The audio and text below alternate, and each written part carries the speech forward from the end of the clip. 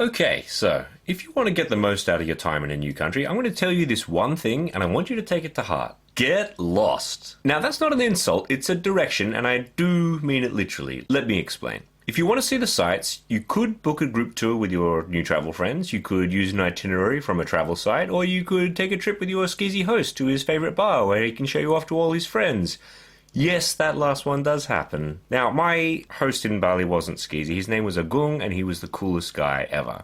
Relaxed smile, shaved head, cool beard.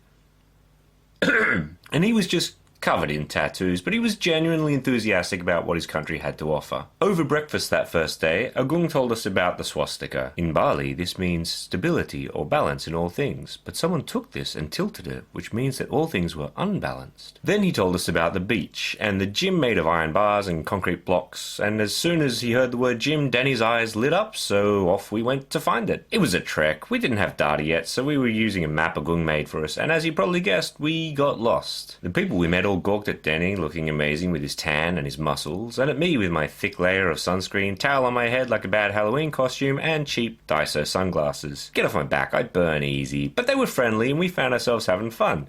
Together, we discovered hidden temples and gardens, forgotten creeks and rice paddies, random medical centres and local markets where the essentials were way cheaper than what we'd been paying in the tourist area. With their help, we finally made the beach, and it was nice. Picture perfect. So, naturally it was just full of tourists sitting on rented sun chairs, guzzling rum and lime juice from young coconuts. Delicious. And walking between them were the beach hawkers, each offering specialised merch. Selfie sticks and flower crowns for the uppies, kites and lanterns for the kids, and everything from Adderall to Zoloft for the parents. The sand on that beach, it was something else. It was soft and warm in the sun, golden perfection. But get it wet and it was on you like white on rice. We called it beach herpes. You couldn't get rid of it, you could only spread it around. We walked for a while along the beach herpes, but we never found the gym. So as the sun started to drop, we stopped at a beach shack for fish and chips.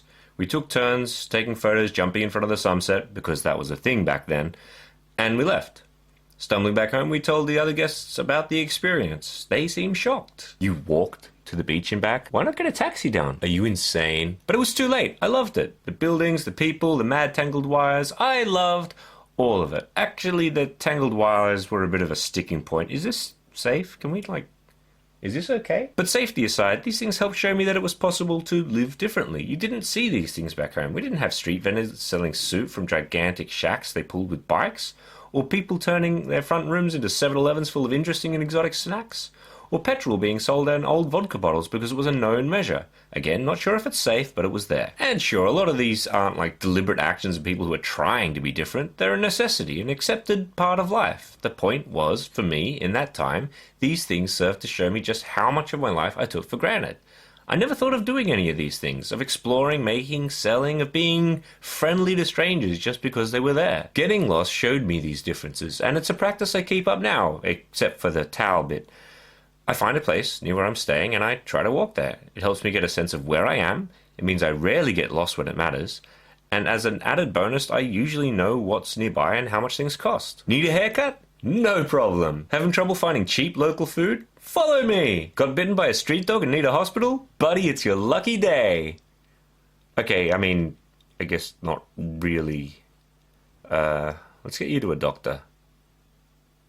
Do you have insurance?